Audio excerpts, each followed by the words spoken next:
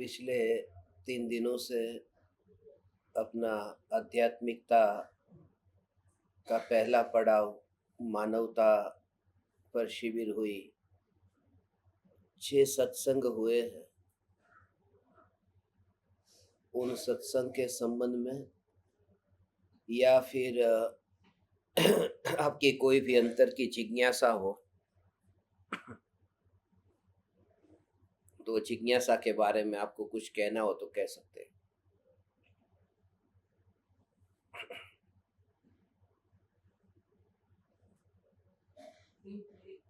मानवता को और कैसे जगाया जाए, हर चीज में मानवता देखो। सभी जीवों के प्रति करुणा है, ऐसा कुछ।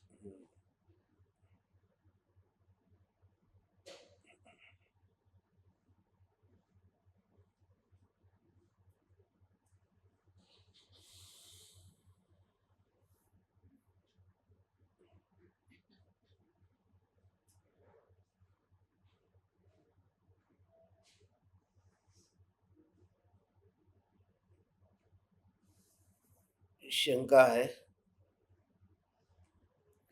सभी जीवों के प्रति करुणा भाव से कैसे भरे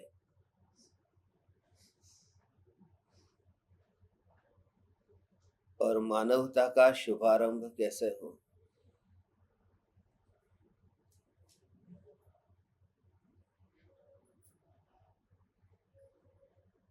जन्म लेने से ही जीवन की शुरुआत नहीं होती है।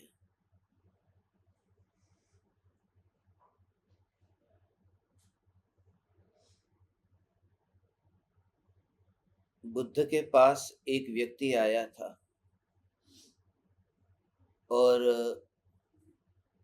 उसकी उम्र कुछ 82 बरस की थी।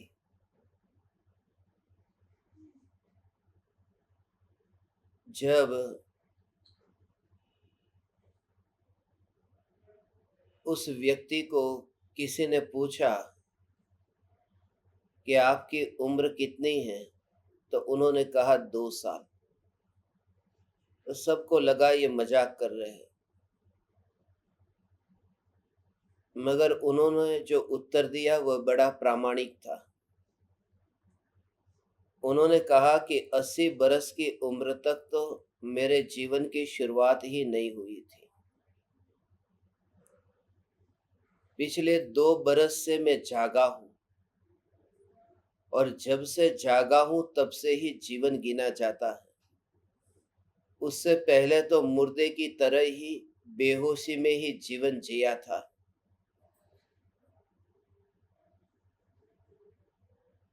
और यह सत्य है कि जब से जागे तब से जीवन की शुरुआत होती है।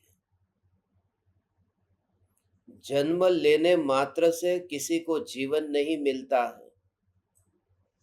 जन्म लेने से जीवन निश्चित नहीं हो जाता है। जन्म लेने से तो मृत्यु निश्चित हो जाती है। जन्म के बाद में क्या होगा यह पता नहीं, मगर इतना पता जरूर है कि मृत्यु होगी। और जन्म का उस जीवन के साथ में कोई संबंध ही नहीं है। इसलिए अब तक की जो जिंदगी जी है वो सब बेहोशी में, अज्ञानता में और ऐसी ही संगति में कि जहां सुलाने वाले ही मिले हैं और जगाने वाले न मिले। और जागे हुए व्यक्ति के पास में बैठना ये बहुत बड़ा खतरा है, क्योंकि जागा हुआ व्यक्ति किसी को सोने नहीं देता और वह शत्रु बन जाता है। क्योंकि जब भी किसी को गहरी नींद में सोना हो और उसे कोई जगाए तो स्वाभाविक है वो शत्रु बन जाएगा।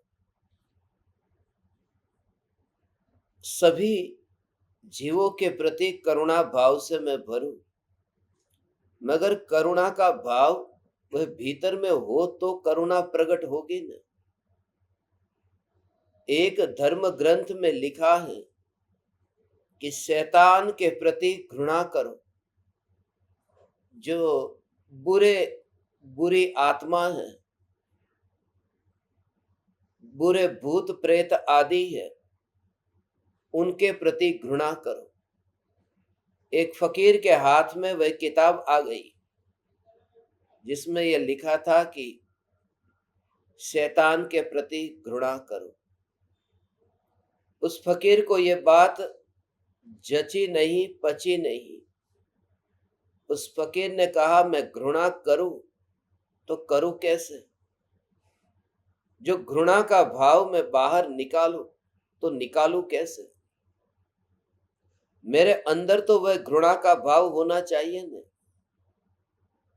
जो वस्तु मेरे स्वयं के पास ही न हो वह मैं दूसरे को कैसे दे सकता हूं? जब मेरे भीतर में ही वह भाव नहीं है तो वह भाव मैं आपके ऊपर कैसे छिड़क सकता हूं? इसलिए बुद्ध के पास में एक व्यक्ति आता है और थूकता है तो बुद्ध चुपचाप उसे देखते ही रहते हैं, कुछ भी उसका उत्तर नहीं दिया। पास में आनंद बैठा है, आनंद को गुस्सा आया। उसने बुद्ध को कहा कि आप मुझे अनुमति दें, एक मौका दे, मैं इस आदमी को अभी ठिकाने लगाता हूं। उसकी ये हिम्मत। बुद्ध ने कहा वह कुछ कहना चाहता है मगर इतना जल्दबाजी में है कि उसके मुंह से थूक निकल गया। उसके प्रति द्वेष मत करो, ये कुछ कहना चाहता है। वाणी जब छूटी पड़ती है तब मुंह से थूक निकल जाता है। वह आदमी तो थूक करके चला गया मगर रात भर सो नहीं पाया, क्योंकि जब आप किसी को गाली दो और सामने वाला भी गाली दे तो हिसाब पूरा हो गया, वहीं पर ही लेन देन पूरी हो गई। मगर उसने बुद्ध को गाली दी, थूका, मगर बुद्ध ने कोई उत्तर नहीं दिया तो रात भर सो नहीं पाया। क्योंकि जब कोई चांद पर थूकता है तो वह थूक चांद तक तो पहुंचता नहीं है, उस व्यक्ति पर ही गिरता है। तो दूसरे दिन उसे इतना पछतावा हुआ, वह गया फिर बुद्ध के पास और कहा कि मुझे माफ कर दो। रोने लगा, इतना रोया, इतना रोया, ये पूरा चेहरा उसका आंसू से भीग गया। आनंद ने आज बुद्ध से पूछा कि ये क्या हो गया? बुद्ध कहते हैं कुछ नहीं। आज भी ये व्यक्ति कुछ कहना चाहता है, कह नहीं पा रहा है, वो आंसू बह रहे हैं। कल भी कुछ कहना चाहता था, कह नहीं पाया तो थूक निकल गया। आज भी कुछ कहना चाहता है, कह नहीं पाता है, आंसू निकल गए। मगर जो उसे एहसास हुआ है कि मैंने कुछ गलत किया, उसको यदि उत्तर दे दिया होता तो मामला वहीं पर ही समाप्त हो जाता। इसलिए वो भाव मेरे अंदर तो हो कठोरता का, वह भाव मेरे अंदर तो हो घृणा का। जब मेरे अंतर में ही वह भाव न हो, कोई भी व्यक्ति किसी को वही दे सकता है जो उसके पास हो। आप खुद देखना, जब आप खुद आनंद में होते हैं तब आप हमेशा ये चाहते हैं कि दूसरे को मैं आनंद दूं। आज मानो ऑफिस में आपको समाचार मिला कि प्रमोशन हो गया, आपको ये समाचार मिला कि आपकी तनख्वाह बढ़ गई है, तो तुरंत ही आप पत्नी के लिए साड़ी लेकर आ गए। ये क्या हुआ कि जब कोई व्यक्ति इतना आनंद से भरा होता है, वह ये चाहता है कि मैं दूसरे को भी आनंद दूं। तो ऐसा ये अद्भुत स्वरूप है। विस्तार से चर्चा कभी करेंगे, अभी तो समय कम है। मगर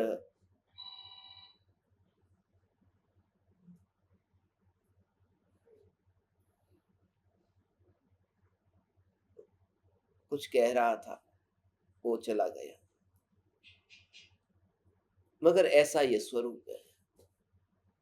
बस आत्मसिद्धि शास्त्र की स्थापना हुई और पूरी पृथ्वी पर इस शास्त्र को 1 लाख से अधिक केंद्र पर पहुंचाया है। उन 1 लाख केंद्रों में आज आपका निवास स्थान भी जुड़ गया है। तो कटक में तो हम पहली बार यहाँ आए हैं और हाँ, कटक में पहली बार आए हैं और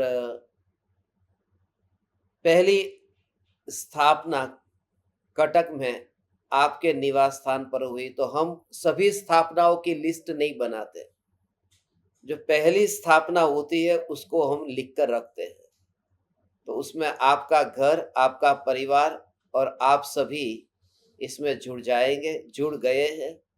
इस शास्त्र का स्वाध्याय करना, खुद करना, दूसरे को कराना, कल जाकर के भविष्य में भी आगे आने वाली पीढ़ी आपके मंदिर में देखे तो ये शास्त्र जो 1500 शास्त्र का सार है। अपने पास में समय नहीं है, यदि होता तो मैं आपको उसके बारे में कुछ कहता, मगर ये शास्त्र किसी भी सिद्धांत को, किसी भी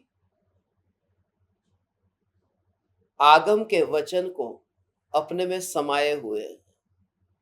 इसका हमने पूरी दुनिया में प्रयोग किया कि किसी भी आगम का कोई भी वाक्य आप अभी बोलो और हम आपको बताएंगे कि वह वाक्य आत्मसिद्धि शास्त्र में कहां लिखा है। कोई भी वाक्य बोलो, आप कुछ भी बोलो, चलो बोलो आप कोई वाक्य। ये प्रयोग अभी 2-3 प्रयोग, 2-4 प्रयोग कर ही लेते हैं और आप जो बोलेंगे वो गाथा में मैं आपको अभी बताऊंगा कि वह कहाँ लिखा है, जिससे आपको भी पता चले कि मैं बोलने के लिए नहीं बोलता हूं, इसका प्रयोग करके आपको बताता हूं कि ये वाणी जो है ये एक नहीं अनंत तीर्थंकर परमात्माओं की दिव्य ध्वनि का सार है। तो आपको जो कुछ भी बोलना हो वो बोलिए, शुरुआत जिनसे करनी हो कीजिए। हम यहाँ हैं और एक शास्त्र यहाँ पर आप मुझे दे, जिससे मैं आपको इस शास्त्र में ही, इस शास्त्र की पीडीएफ फाइल भी है।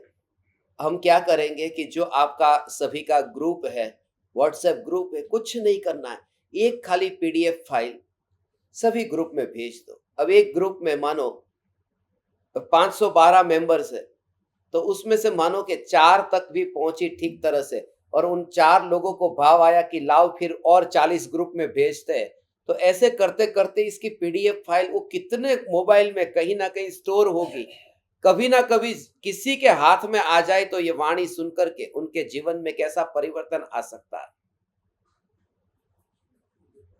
हाँ, आपके हिसाब से आत्मा से परमात्मा का मिलन घर की छत पर पहुंचने जैसा है, लेकिन छत पर पहुंचने के लिए हमें सीढ़ियों का सहारा लेना पड़ता है।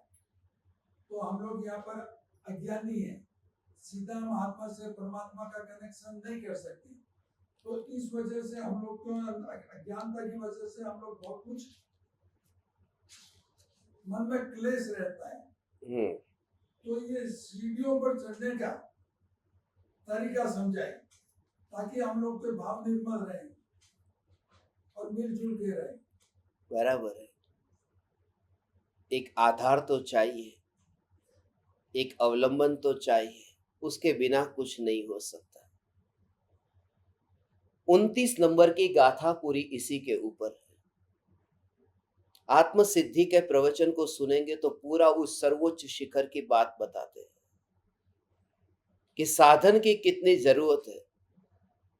अथवा निश्चय नय ग्रहे मात्र शब्दनी माई, लोपे सद्व्यवहार ने साधन रहित थाई, वो साधन की जरूरत होती है उस शिखर तक पहुंचने के लिए।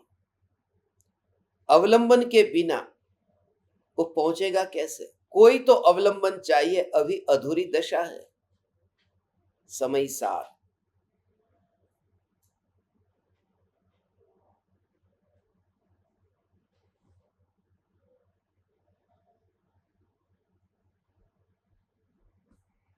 पांचवा कलश।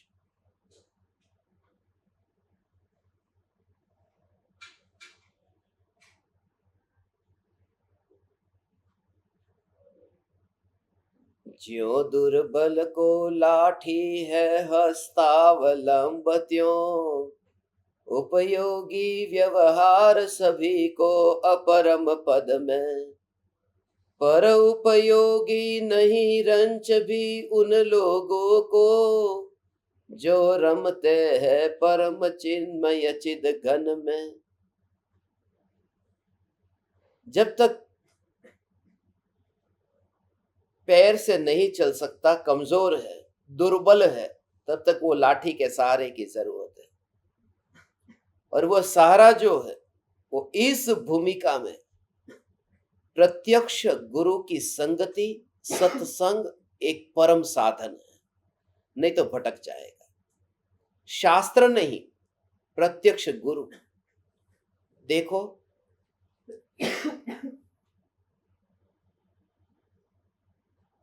गुरु और शास्त्र में शास्त्र की महिमा ज्यादा है, गुरु की महिमा इतनी नहीं है, क्योंकि गुरु एक है। आज गुरु महाराष्ट्र में है और उस गुरु की जरूरत उड़ीसा में पड़ी, तो गुरु को यहां पर कैसे बुलाएंगे? मगर शास्त्र की फोटोकॉपी होकर के उसे उड़ीसा मंगवा सकते हैं। गुरु की फोटोकॉपी नहीं हो सकती, शास्त्र की फोटोकॉपी हो सकती है। गुरु एक समय में हजारों स्थान पर नहीं पहुंच सकता, मगर शास्त्र लाखों जगह पर प्रिंट होकर के, लाखों कॉपीज उसके प्रिंट होकर के पूरी दुनिया में पहुंच सकती है। गुरु को एक ही भाषा आती हो, मगर शास्त्र को अलग अलग भाषाओं में ट्रांसलेशन करके पहुंचाया जा सकता है। गुरु ज्ञान देता है उसके समय, वो कहेगा 8:42 को आना, तो उतने बजे जाना पड़ेगा। मगर शास्त्र से ज्ञान लेना हो आपको रात को 1:42 पर, कभी भी खोल के पढ़ लो। शास्त्र अपने समय पर ज्ञान देता है, गुरु उसके समय पर ज्ञान देता है। गुरु उतना ज्ञान देता है जितना समय गुरु के पास में है, वो कहेगा 1 घंटे से ज्यादा नहीं। और शास्त्र उतना ज्ञान देता है जितना समय शिष्य के पास में है, 5 घंटे 10 घंटे पढ़ते रहे।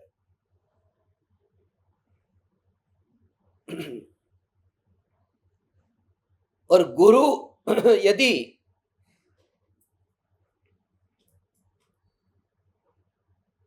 घर पे आएंगे और रोज रहेंगे, तो गुरु के लिए खाना पीना 3-3 टाइम का ये सब बनाना तकलीफ है। 3 दिन में ये हाल हो जाता है, तो 365 दिन में क्या हो सकता है? मगर शास्त्र घर में रहे, कुछ भी चिंता नहीं, कोई अरेंजमेंट नहीं करना पड़ता। इसलिए शास्त्र बहुत सरल है, सुगम है, अत्यंत उपकारी है। शास्त्र की महिमा अपरंपार है। मगर तकलीफ यह है कि उस शास्त्र को समझाए कौन, उसमें जो लिखा है उसका भाव कौन बताएगा? उसके लिए गुरु की जरूरत है। शास्त्र में एक तकलीफ है कि पढ़ते पढ़ते यदि आपको नींद आ गई, वो जगाएगा नहीं। और गुरु यदि नींद आ गई तो जगाएगा, वो लाठी लेकर बैठेगा। इसलिए गुरु जिंदा परमात्मा है, जो परम कृपालु देव ने यहां कहा एक होता है लेक्चर और एक होता है ट्यूशन। तीर्थंकर परमात्मा का तो लेक्चर होता था और गुरु का ट्यूशन होता है, जो 1 to 1 होता है, जो प्रत्यक्ष होता है। इसलिए तो प्रवचन और क्लास ये दोनों में अंतर है। प्रवचन देना बहुत कठिन होता है, क्लास इतनी कठिन नहीं होती। क्लास में क्लासिफिकेशंस होता है कि इसमें इस स्टैंडर्ड का, इस स्टैंडर्ड का, इस स्टैंडर्ड का। अब जो कर्णानुयोग के शास्त्र को समझते हैं उनके लिए आज अलग क्लास रखेंगे, आज फिर पाहुड़ दोहा का अलग क्लास रखेंगे। वो क्लास में क्लासिफिकेशन होता है। तो प्रवचन में सबके लिए, जिसको मैं आत्मा हूं, ये छिलका और अनाज का दाना अलग अलग है, ऐसे ये शरीर आत्मा अलग है, इतना भी याद नहीं रहता। और दूसरा, 4 ज्ञान का धनी हो, दोनों के लिए एक ही जगह पर वाणी खिर रही है, वो समूसरण है। समूसरण में क्लास नहीं होती, प्रवचन होता है। वहां जानवर भी जाते हैं, गणधर भी बैठते हैं, वहां कोई लेवल नहीं होता। गुरु जो ज्ञान देते हैं वो लेवल पर आकर के ज्ञान देते हैं कि तुम्हें कौन सी लैंग्वेज में समझ में आता है, किस तरीके से समझ में आता है।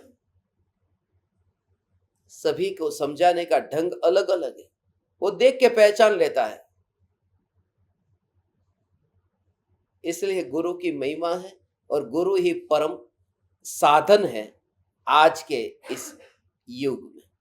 साथ साथ बाह्य में व्रतादि का पालन, शील संयम आदि का पालन, अभक्ष पदार्थों का त्याग, इस प्रकार का सदाचारमयी जीवन, ये भी एक आधार है। खाली आत्मा आत्मा बोल करके वह नहीं होगा, या फिर गुरु के चरण को पकड़ करके बैठने से भी कुछ नहीं होगा। अंतर में वो भेद ज्ञान चलता है, मगर बाहर में सदाचार भी है या नहीं, वो भी है। तो वो सदाचारमयी जीवन। और आगे एक अंतिम, किसी को कुछ पूछना तो मैं आत्मसिद्धि शास्त्र में वो बात कहाँ लिखी है जो आपके मुंह से निकलेगी वो बताओ। और ऐसा है, कुछ कहना है किसी की श्रद्धा है मेरे ऊपर?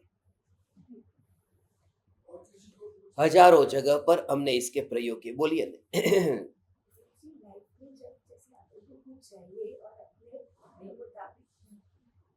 नहीं, कोई बात हमको कुछ जब चाहिए और हमारे हिसाब से नहीं मिल रहा है तो हम उसको कैसे लेना चाहिए?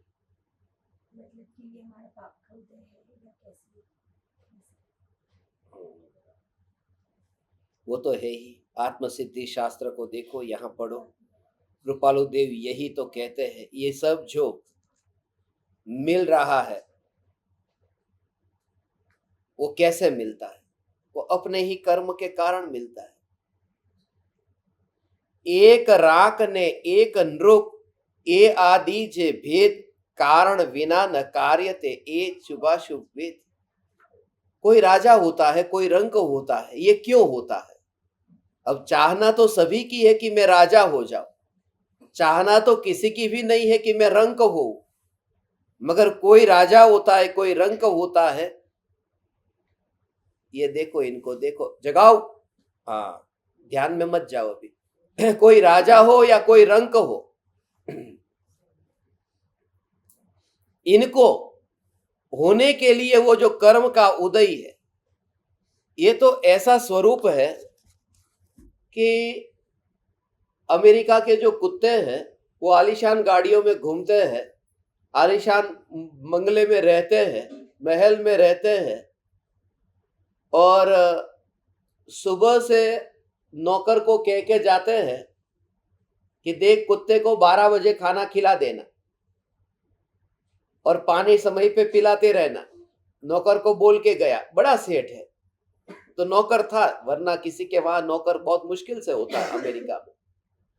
तो अब वो खुद टिफिन लेके गया, तो 12 बजे का उसका भी खाने का टाइम था, कुत्ते का भी खाने का टाइम था।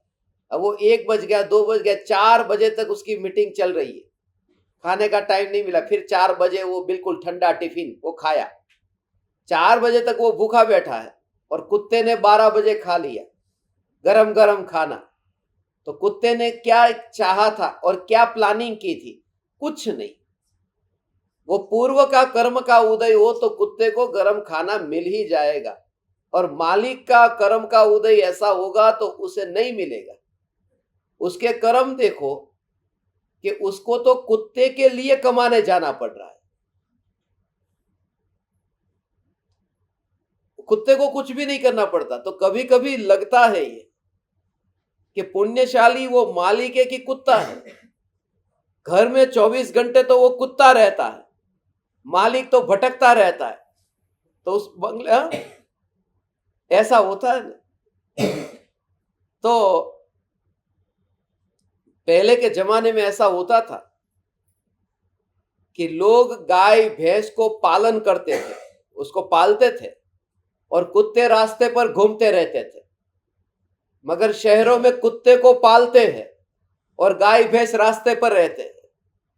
ये जमाना बदल गया, कर्म के उदय बदलते हैं, प्रकृति बदलती है, मगर कर्म का सिद्धांत नहीं बदलता। ये कर्म के खेल है। मांगने से कुछ भी नहीं मिलता। चांद के सामने हाथ फैलाने से चांद हाथ में आता ही नहीं है। तुम भिखमंगे सिद्ध हो जाते हो। इसलिए मांगना तो है ही नहीं। जो मिला वह भला, जो मिला वह भला, जो मिला वह भला, यही तो है।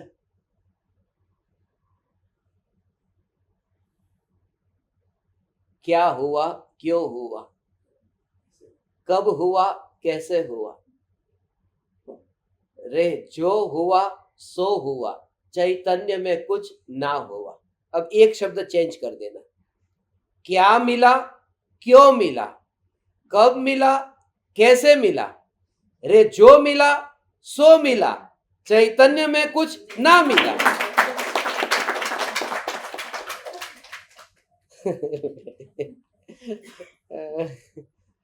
बट एंजॉय जो भी है, बस जो भी मिले उसमें उस घड़ी का आनंद ले, उसका भी आनंद लो। प्रकृति की ये व्यवस्था है, बस उसका भी आनंद, उसमें भी आनंद, उसमें भी आनंद, उसका भी आनंद। इसलिए तो हमेशा महलों का आनंद नहीं, कभी ऐसे कठोर पत्थरों पर भी, वहां पर भी आनंद लिया। कभी खा करके नहीं, भूखा रह करके भी आनंद लिया। जैसी स्थिति है ऐसी स्थिति में। और उसका कारण यह है क्योंकि वो मेरी हैबिट हो गई है। ये कहते हैं ना, इसकी हैबिट। अब मुझे चाय पिए बिना चलता नहीं है, अब मुझे गुटखा खाए बिना चलता नहीं है। ये लोगों की हैबिट होती है, व्यसन हो जाता है, उसके बिना चलता ही नहीं है।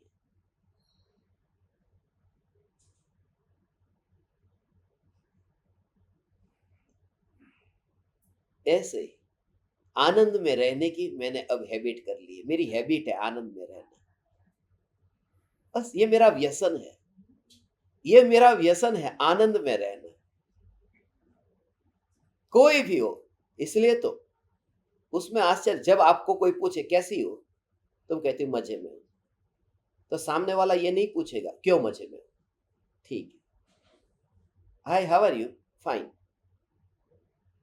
और यदि आपको किसी ने पूछा हाउ आर यू और आपने कहा आई एम नॉट फाइन, तो व्हाट हैपन, माने आई एम फाइन तो क्वेश्चन नहीं होता why, but I am not fine तो क्वेश्चन होता है व्हाई। तो आई एम फाइन में क्वेश्चन क्यों नहीं होता? क्योंकि वो नेचर है आत्मा का, और नेचर के लिए क्वेश्चन नहीं होता। जो नेचर है, जो आत्मा का स्वभाव है, जिसके लिए हम यहाँ है, उसके लिए फिर क्वेश्चन क्यों? ये ठीक है, वो बात अलग है। हम बोलते हैं, फिर 2-4 मिनट 2-4 घंटे बैठेंगे तो पूरी कहानी फिर निकलेगी, क्या क्या है जीवन में तकलीफ है। वो तो शुरुआत में ऐसे बोलते हैं, फिर कोई दुख नहीं रहता। एक बस नजर में यही चैतन्य चैतन्य चैतन्य रहता है। ऐसे ही एक भाई ने मुझे पूछा, मेरी पत्नी बहुत बीमार है, कितने डॉक्टर के पास में लेकर गया, ठीक ही नहीं हो रही। अंत में मैं आपके पास लाया, आप कुछ करो। मैंने उनको कहा एक उपाय है, उसे साड़ी की दुकानों में लेके जा, और यदि तबीयत थोड़ी फिर भी ठीक न होती दिखे तो सोने चांदी की दुकानों में, ज्वेलरी की दुकानों में लेके जाओ, सब ठीक हो जाएगा। और हो गई पत्नी, मगर तब तक पति बीमार हो चुका था।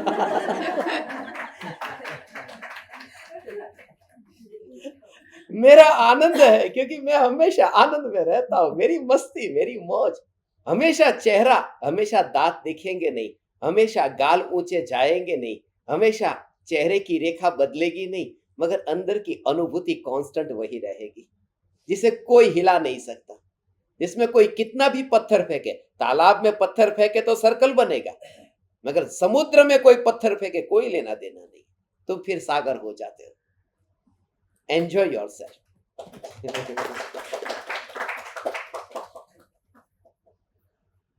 कुछ कहना चाहती हूँ। हाँ, कहिए। सभी को प्रणाम। मैंने गुरुदेव के सत्संग से बहुत कुछ सीखा है और जीवन में बहुत कुछ सब जगह से स्वाध्याय अध्ययन करते करते यहाँ तक पहुँची हूँ। तो गुरुदेव के सत्संग से एक बात, बहुत सी विचारधाराएं, सभी विचारधाराओं से मुझे अलग लगा, इसीलिए कि संप्रदाय, आग्रह, वेशभूषा, सबसे न्यारा आत्मा चैतन्य की जो पुकार सुनने को मिलती है और उसका जब हम गहन अध्ययन करते हैं, उससे जो आनंद की प्राप्ति होती है, भले ही हम गुरुवर जितना हमको ज्ञान नहीं है, लेकिन विकल्प की दशा में भी यदि हम चैतन्य की अगर चिंतन मनन करते हैं, उसमें भी इतना आनंद आता है। तो मुझे ये चीज सत्संग से बहुत प्रभावित हुई, इस सत्संग से। और दूसरी बात, मैंने अपने जीवन से एक चीज सीखा है कि धर्म का मतलब है कि धर्म आने से पहले यदि हम मानवता प्रकट होगी और भूमि यदि समतल होगी तो उसमें यदि बीज डाला जाएगा तो बीज पेड़ पौधा होगा। और मेरी भूमि ही समतल नहीं है और भूमि समतल हुए बिना यदि मैं धर्म का कार्य करूं तो वो निष्फल जाएगा। तो धर्म, इन दिनों में जो सत्संग से हमको सीखने को मिला कि धर्म शुरुआत करने से पहले मानवता आना बहुत जरूरी है, क्योंकि मानवता के बिना कोमलता नहीं प्रकट होगी, सरलता प्रकट नहीं होगी तो बीज पनपेगा नहीं। ये मुझे सत्संग से बहुत मुझे प्रेरणा मिली है और मैं भी इस तरह से प्रयास करूंगी कि जहाँ जहाँ मेरी अत्रुटि है, अभिनय है, असाधना है, बोलने में, चलने में, तो वो पहले मानवता मेरे अंदर आएगी तो ही आगे का कार्य होगा। ये मुझे मेरे दोस्त पता चला है और आगे मैं इस पर गहन अध्ययन करूंगी गुरुवर के सत्संग से और फिर आगे। अहो अहो श्री सद्गुरु करुणा सिंधु अपार, इस पामर पर प्रभु किया अहो अहो उपकार, अहो अहो उपकार। देह सहित जिनकी दशा वरते देहातीत, उन ज्ञानी के चरण